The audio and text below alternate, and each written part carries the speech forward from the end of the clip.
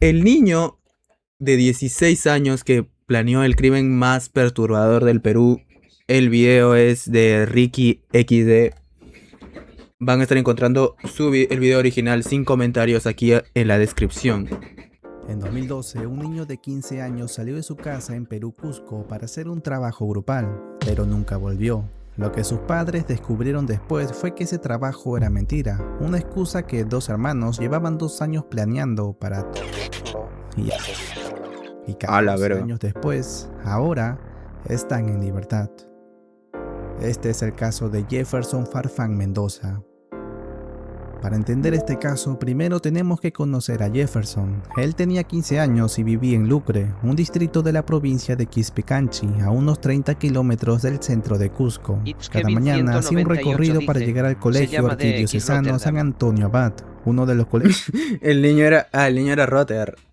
¿A poco sí? Más tradicionales y de mayor prestigio del sur del país. Cursaba el 5º año de secundaria, el último año antes de salir al mundo. Era buen estudiante, con notas sobresalientes, participaba en obras de teatro del colegio, jugaba fútbol y había tomado un curso de diseño web en la Universidad Católica. Incluso había recibido una carta de la Universidad de Ciencias Aplicadas donde comunicaban que había demostrado un alto nivel de aptitud durante una evaluación de ingreso. Era el hijo único de Tomás Farfán Ibarra y Marlene Mendoza Zulca. Era el orgullo de su familia. El miércoles 28 de noviembre del 2012, Jefferson llegó a casa a mediodía preocupado por un tema de la escuela. El profesor del curso de arte había encargado un trabajo grupal, y Jefferson había faltado 2 días antes por enfermedad, por lo que no había logrado conformar un grupo. Al regresar, el profesor le indicó que se juntara con algún compañero para completar la tarea, y fue entonces que uno de sus compañeros de aula se ofreció a ayudarlo. Se llamaba Álvaro Jesús Guamán Pacheco, de 16 años. Le dijo que podía ir a su casa esa tarde a hacer el trabajo juntos. Jefferson le contó esto a sus padres, pero ellos no conocían del todo a ese compañero. Solo sabían que la madre del chico había sido tesorera del aula en el colegio en algún momento. No había ninguna razón para sospechar nada. Esa tarde, la madre de Jefferson lo llevó al paradero Sol de Oro, en el distrito de San Sebastián. Ahí se despidieron. Jefferson entró a ese lugar aproximadamente a las 5 de la tarde, y después de eso, nadie de su familia volvería a verlo con vida. Antes de ir a lo ocurrido, necesitamos ir años atrás. A la verga, o sea, que no entiendo, o sea, fue a la casa, bueno, fue al colegio y luego no regresó, que es el único momento en el que lo vieron con vidas. Porque lo que pasó ese día no fue un crimen impulsivo, fue algo que venía siendo planeado desde hace por lo menos 2 años. Y eso lo sabemos porque el propio Álvaro Guamán Pacheco lo confesó ante el juez de la familia. Verán, cuando le preguntaron con cuánta anticipación había planificado lo que ocurrió, desde el 2010. 2 años. 2 años pensando cómo matar a Jefferson, según su propia declaración. A la verga, o sea, pero... O sea, ¿qué tan cagado debe estar ese chico para planear por 2 años, weón? O sea, estuvo acumulando, puta, no sé, el rencor o el odio que le tenía ese pata por 2 años para matarlo. O sea, yo digo, está bien, si vas a asesinar a alguien, si de por sí lo vas a asesinar, o sea, hazlo de una, ¿no? ¿Por qué vas a esperar 2 años todavía? O sea, ¿o será que la andaba dudando, weón? No sé, weón, ya me están empezando a surgir dudas, weón. Durante ese tiempo había buscado en internet cómo matar a una persona, veía películas de terror, especialmente la película Hostal y también su segunda entrega Hostal 2. Decía que en cada escena de esas películas veía la cara de Jefferson. Incluso había preparado una caja de entierro en una granja con algún tipo de ritual que describió como prueba de brujería. La raíz de todo, según Álvaro, era el bullying. Decía que Jefferson lo había molestado desde que llegaron al mismo salón en 3er año de secundaria, que le pegaba en la espalda, que le robaba el pan, que lo insultaba, que lo desafiaba delante de los profesores. Incluso mencionó un momento en específico, en el paradero donde Jefferson supuestamente le tiró el helado al suelo y luego lo empujó contra la pared. Ah, ok, o sea, al chico al que asesinó, él le hacía bullying, weón. Pues bueno, creo que es otro caso es cuando las autoridades escolares no hacen nada, ¿no? O sea, no justifico su accionar, pero o sea, ya se va comprendiendo un poco más, ¿no? O sea, ¿por qué hizo la atrocidad, weón. Esto ya pasa demasiado cuando, pucha, los profesores, los auxiliares, coordinadores que tengan un colegio, weón, no hacen nada. O sea, hasta el propio sujeto víctima de bullying denuncia esas propias acciones que hacen sus compañeros y no, cuando no hacen nada, puta, también frustra aún más, ¿no? Yo no fui víctima de bullying, weón, pero sí vi, weón, sí vi. Y es algo que yo también, puta, como que yo sufrí bullying como que un poco, pero no fui el que, porque, puta, en secundaria yo estaba muy gordito, weón, muy gordito. Pero había otro compañero al que le hacían más bullying aún. El odio empezó a anidar entonces en Alan, un odio cultivado a tal punto que un día empezó a planear la más macabra venganza, y quien lo ayudaría sería nada menos que su hermano menor de apenas 14 años. Ahora, ninguna de estas acusaciones fue probada judicialmente. No hubo testigos, no hubo denuncias formales en el colegio por parte de Álvaro o su familia. El propio director del colegio declaró que Jefferson era un alumno promedio, que no se sabía de peleas entre ellos. Es un perfil de chicos tranquilos, con rendimiento académico medio, con actividades medianas. Entonces no es el perfil de alguien. Yo nunca sufrí bullying, pero sí me traumé un poco tras ver a muchas personas pegarle y gritarle a un gordito en primaria antes de que la profe viniera. Eso sí, weón, o sea, mira, cuando yo estaba en secundaria, había un muchacho que era bajito y era muy estudioso, pero como que la cabeza la tenía como que un poco rara. Y pues los pendejitos que se creen graciosos, los payasos del salón, los que se creen vivos, pues siempre como que abusaban de él. O sea, bueno, no abusar, sino que lo molestaban, le decían cosas. Pero lo bueno es que, puta, las chicas de mi salón lo defendían, weón. Después es algo que no pasó a mayores, o sea, no pasó algo. Esto sí ya es un problema mental, pero o sea, al menos no fue para tanto, porque sí había gente que lo apoyaba. O sea, los profesores, o sea, sí es como que le valía un poco igual, pero ya con los compañeros que teníamos, yo era su amigo de ese chico, sí lo molestaban y todo, pero no sé cómo explicarlo, pero había gente que lo defendía, a eso quiero llegar. La profe decía que pasaba y el niño no hacía nada hasta que yo dije algo sobre eso y me amenazaron. Los padres de esos niños me mandaban mensajes a mi Instagram que no sé cómo lo encontraron y me amenazaron a muerte y yo los denuncié. Amigo. Bueno, es que eso también explica mucho el accionar de sus hijos, ¿no? Si tú eres un delincuente, tu hijo también va a ser un delincuente, weón. No entiendo por qué también se reproduce esa clase de gente, weón. A mí no me han hecho bullying en la primaria, pero en la secundaria sí me hacen y no...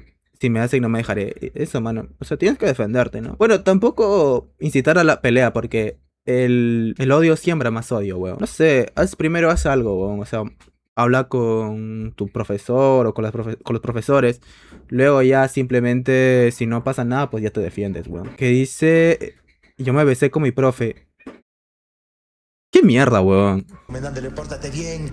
Los menores fueron intervenidos y se encuentran en la comisaría mientras duren las investigaciones. Lo que sí quedó probado fue otra cosa, que Álvaro Guamán Pacheco había estado guardando un odio silencioso durante años, y que ese odio lo había llevado a planear un crimen con una frialdad que resulta difícil de entender, y pronto sabrán el porqué. Ya que en realidad la historia de este tipo empezó con las mascotas. El perfil psicópata de Álvaro no empezó a construirse el día del crimen. Su propio padre, Emilio Guamán Villena, lo contó ante el fiscal. Una noche que dice, Mano era un niño más inteligente de lo normal, sabe que si lo descubren valió queso. Yo sé con profesionalismo no puedes a alguien porque sí, para empezar. Los guantes con agua, quitas las huellas. O sea, pero, mano, o sea, si quería asesinar a alguien, o sea, puta, no sé, lo agarraba solo y un cuchillazo y queda, ¿no? Bueno, no sé, la verdad, yo no sé nada de esa vaina. Estoy hablando desde la ignorancia absoluta, así que no lo sé. Llegó a su casa y encontró a Álvaro comportándose de manera extraña cerca de los cilindros del patio. Lo siguió y lo confrontó. Cuando destapó el cilindro encontró dentro un costal, y dentro del costal había un perro de color blanco con las patas atadas con cinta de embalaje. ¡Ah, la mierda! Su hijo, de entonces 14 a 15 años, había matado al perro de uno de los inquilinos. El padre mencionó que lo castigó pegándole con la correa, y ahí Álvaro confesó que no solo había matado a ese perro. No, pues así no se le corrige. Mira, cuando tú tienes un hijo y ya tiene tendencias psicópatas, un psicólogo no hace nada, huevón. Lo metes en un psiquiátrico, pues, huevón. Eso de matar a un animalito, de quitarle la vida a un ser, pues no es normal, pero bueno. Ya no se corrige con golpes. No se corrige gritando, no se corrige con educación agresiva, weón. Ya algo ya mental que tiene y no se le va a quitar con una simple corregida o un castigo, weón. Su hermano menor Rodrigo también habían matado al perro de otra inquilina, una mujer alemana, en este caso ahorcándolo y tirándolo al tacho de basura. Y luego mató a una tercera mascota, Ah, la también verga. de otro inquilino. 3 perros, 3 mascotas de personas que vivían en la misma casa. La madre de los chicos, María Hortensia Pacheco Ramos, también lo confirmó ante el fiscal. Ella sabía que sus hijos habían matado a los animales, y lo que hicieron fue buscar ayuda. Y encima le estaba compartiendo esa mentalidad psicópata a su hermano, weón. Ya de por sí ya estás cagado tú. Ahí también tenían que ver mucho los padres, ¿no? Porque los padres tienen que velar por sus hijos, pucha, desde que nacen hasta que son mayores de edad, yo creo, weón. O sea, cada vez siendo más, dejándoles ser más libres, ¿no? Pero igual, siempre estando ahí, hasta que ya puedan ser capaces de tomar sus propias decisiones. Ya, si tú eres un padre de mierda, que no prestas atención a tus hijos, no ves lo que pasa en su vida, en su colegio, no sé, con sus amigos. Si tú no sabes lo que pasa, pues pasan cosas como esta, weón. Sí, o sea, le estaba compartiendo esa mentalidad de psicópata, pues. Psicológica. Llevaron a los chicos con una psicóloga llamada Doctora Espejo, que usó acupuntura e inyecciones, algo que generó tal rechazo en Álvaro que ya no quiso volver. Los llevaron con otra psicóloga que hizo 4 sesiones y les dijo vagamente cuiden más a Álvaro. Intentaron con un psicólogo del hospital regional, pero tampoco completaron el tratamiento. En ninguno de esos intentos se llegó a un diagnóstico claro, a un tratamiento sostenido, a una intervención real. Y en ningún momento los padres informaron al colegio sobre lo que estaba ocurriendo con sus hijos. Por un lado, la madre sí lo contó, pero solo al tutor del aula. Le comentó sobre las conductas extrañas de Álvaro, y el tutor, según la declaración de ella, se asustó y le prometió hablar con la psicóloga del colegio, algo que no podemos comprobar si fue así o no, pero por los resultados, al parecer, nunca se hizo. Y ahora, volviendo al 28 de noviembre... Claro, pues eso es lo que dije, o sea... No funcionaron los psicólogos. Internalo en un psiquiátrico, weón. Si tiene indicios de psicosis, de ser un psicópata, pues es mejor internarlo, weón. Antes de que le arranque la vida a otro animalito o a una persona, weón. O sea, para mí una vida sigue siendo una vida, weón. O sea, ya sea de un animal o de una persona. O sea, estaba bien cagado de la cabeza, pues. Si no quería ir a las sesiones de psicología, le ponieran psicólogos y toda la huevada. Entonces a la fuerza, mételo en un psiquiátrico y a la mierda, que se joda ahí un par de meses y que esté encerrada ahí antes que haga daño a otra persona. Del 2012, aproximadamente a las 4 de la tarde, mientras Jefferson todavía estaba en su casa hablando con sus padres sobre el trabajo de arte, Álvaro y Rodrigo ya estaban preparándolo todo. A esa hora, los dos ya tenían las armas listas: 2 hachas de cocina, un machete, cuchillo, un taladro de clavos y una chaveta, todo guardado en el cajón del escritorio de Rodrigo. Los padres no estaban. El padre estaba de viaje a Puno por trabajo. La madre trabajaba y no volvería hasta las 10 de la noche. A las 4:30 de la tarde, Álvaro llamó a Jefferson para confirmar si iba a reunirse. A las 5 de la tarde, Jefferson llegó al paradero Sol de Oro. Álvaro bajó a buscarlo, lo saludó y lo llevó a su casa. Lo que pasó en las siguientes 5 horas quedó registrado en las declaraciones de ambos hermanos ante el fiscal y el juez de la familia, y aunque los dos intentaron minimizar su propia participación, lo que surge de cruzar ambos relatos es un panorama que realmente es muy horrible. Álvaro Minimizar, cabrón. ¿Minimizar qué, weón? Lo mataste. Un asesinato no se minimiza por nada, weón. A menos que sea accidental, ¿no? Pero...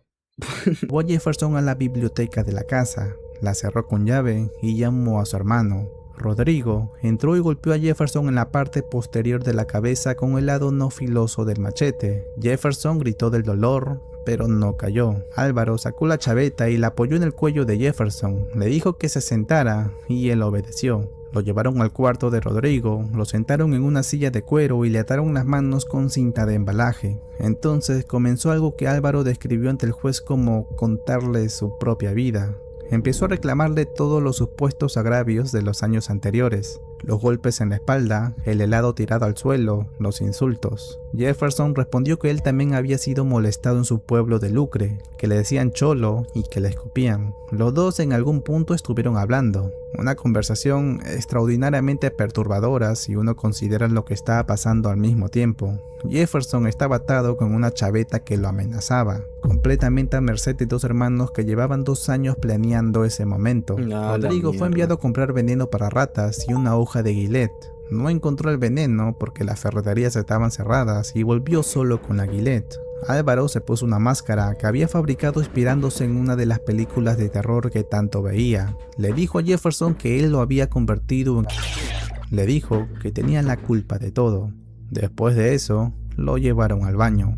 Y lo que ocurrió después, si eres una persona sensible...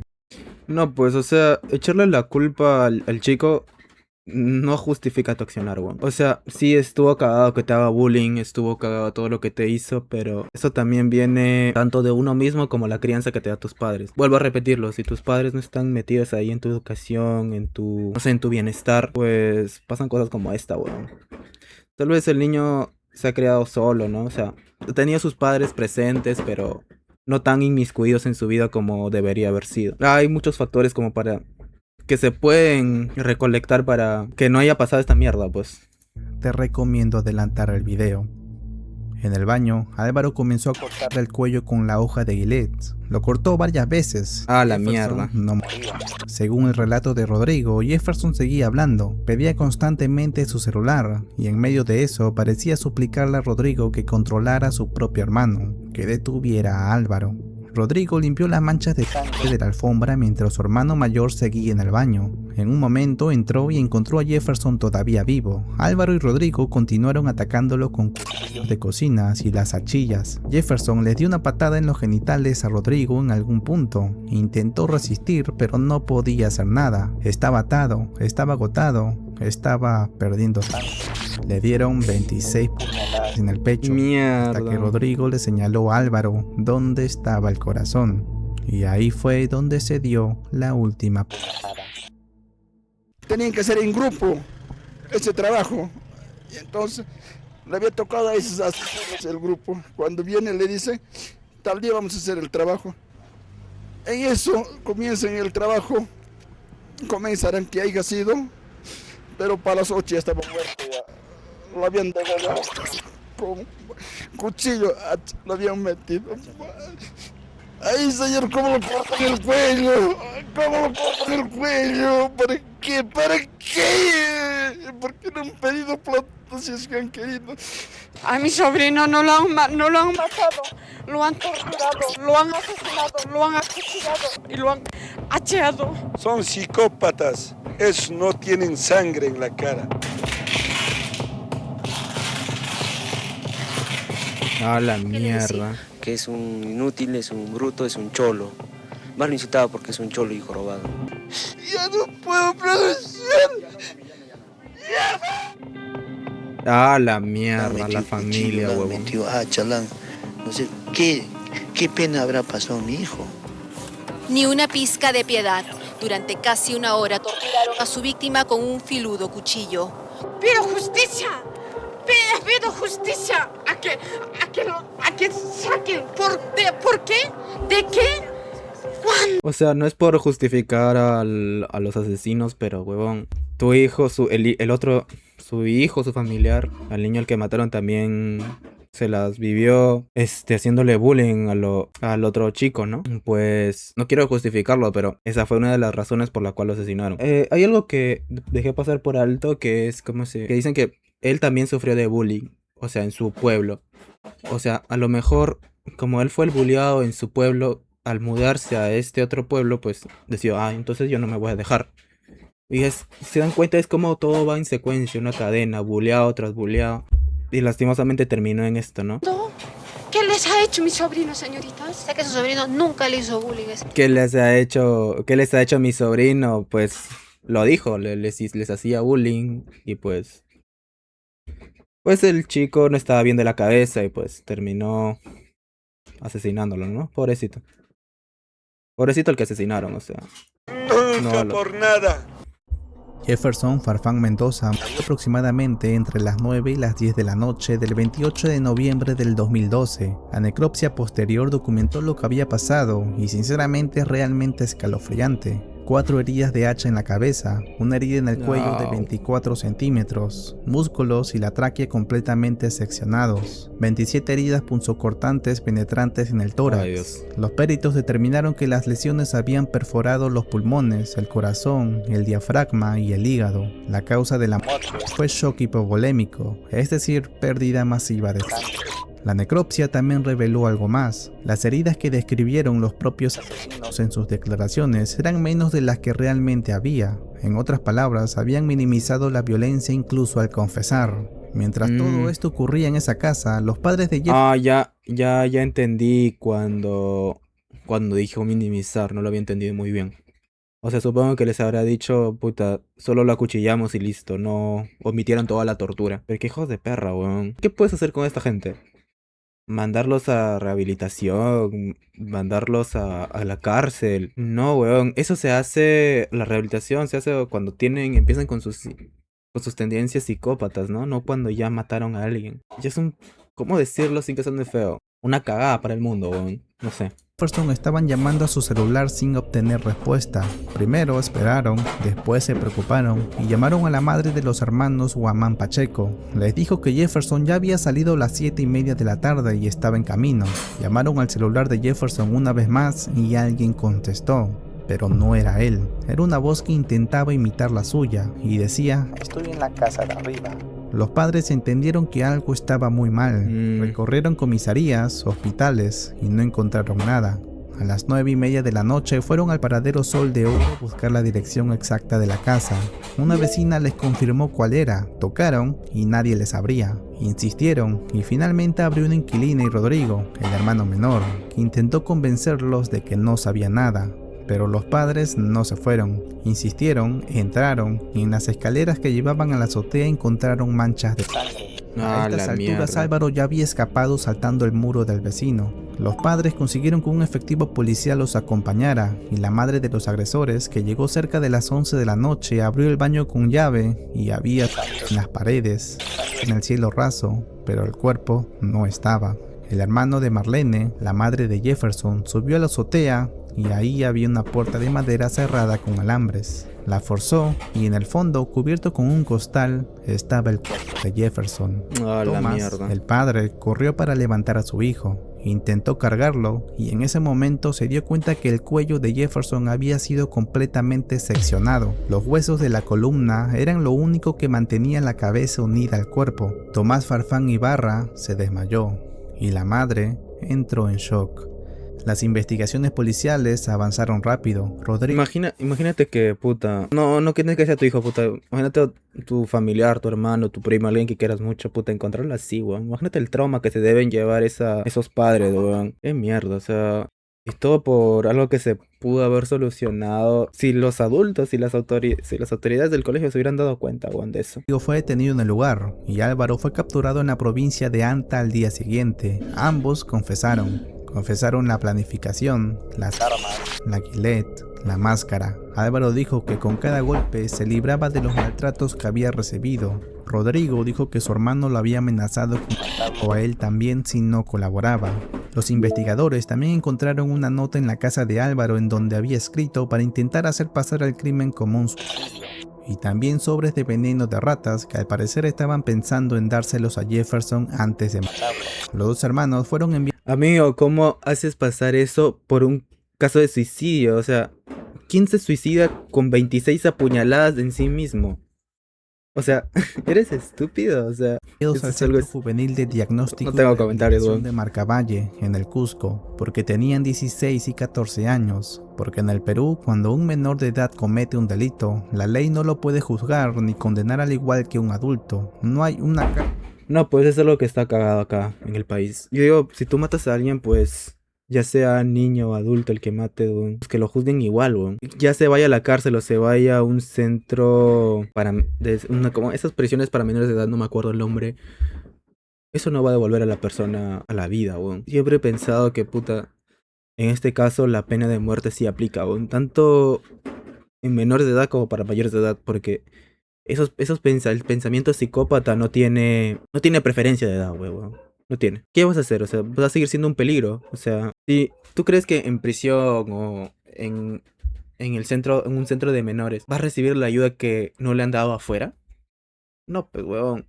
¿Qué pasa con los asesinos que están en la prisión? Cuando salen, muchos, por no decir todos, al salir vuelven a reingresar a prisión. ¿Por qué? Porque han asesinado a otra persona, porque asesinaron a los que lo han delatado. Y pues eso se ve siempre y siempre y siempre. ¿Y qué pasa? No, solo los meten a prisión. O sea, es una estupidez. Cárcel esperándolo. Sí, ya se me huevé con lo de centro de rehabilitación. Es como que un centro infantil, o no me acuerdo el nombre, weón, pero es como que una prisión para menores de edad.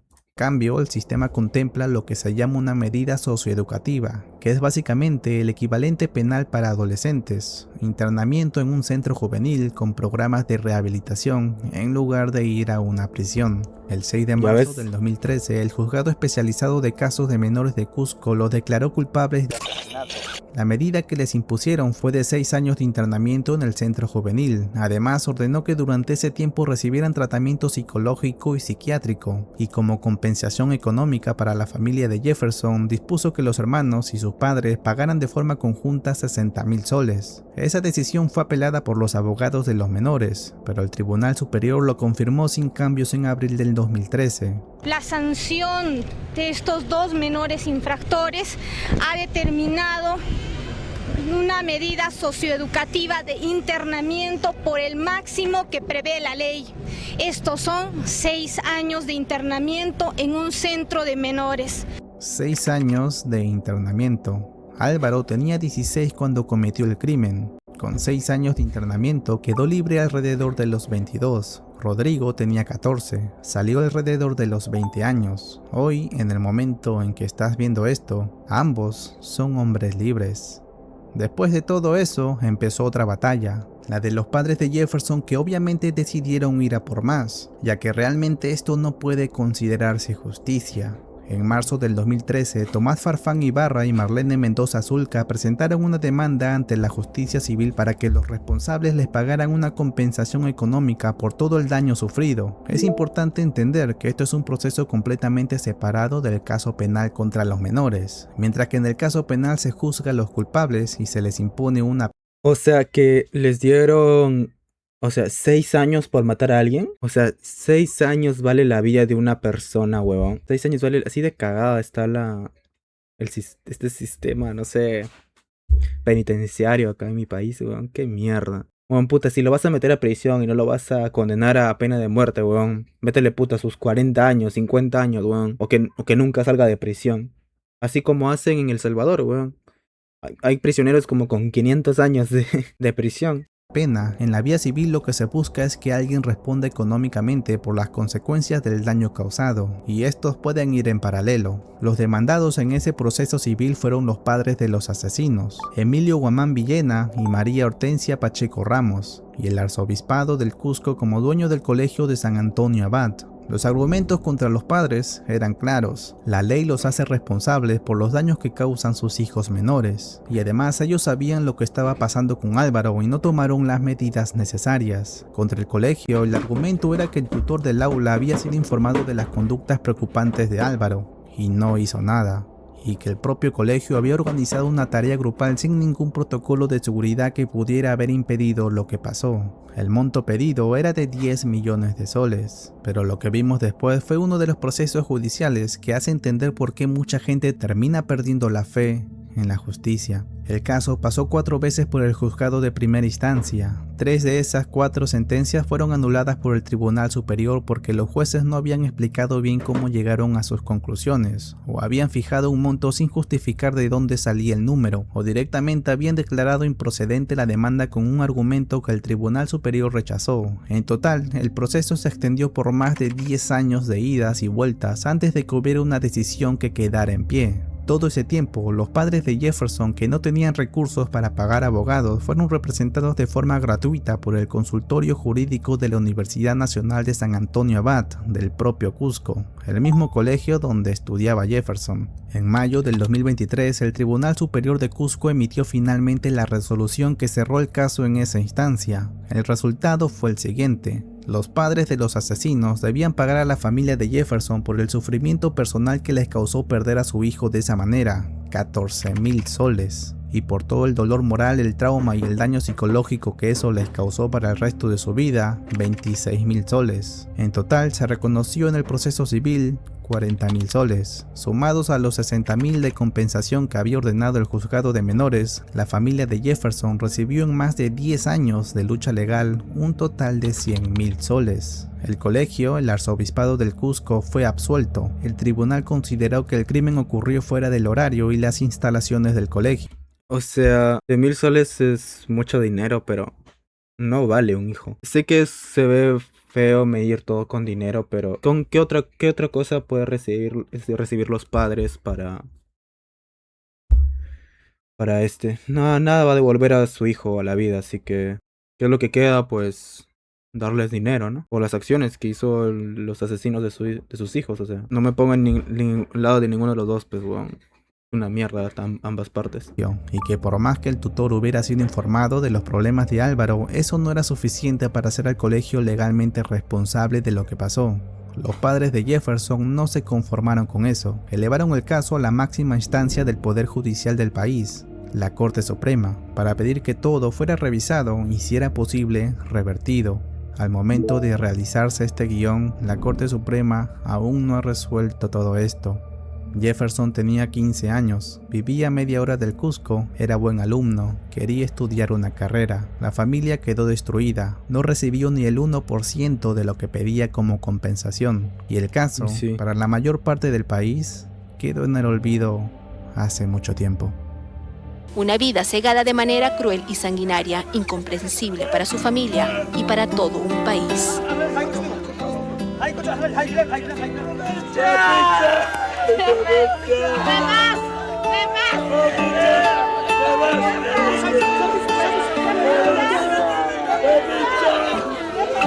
Bueno, gente, esto es algo que pasa cuando los adultos se inmiscuyen en la vida de los jóvenes, ¿no? Los padres, los profesores, es algo que se pudo haber evitado. Bueno, gente, más reacciones en Kick de Kick Rotterdam. Nos vemos en el siguiente reacción. Bye bye.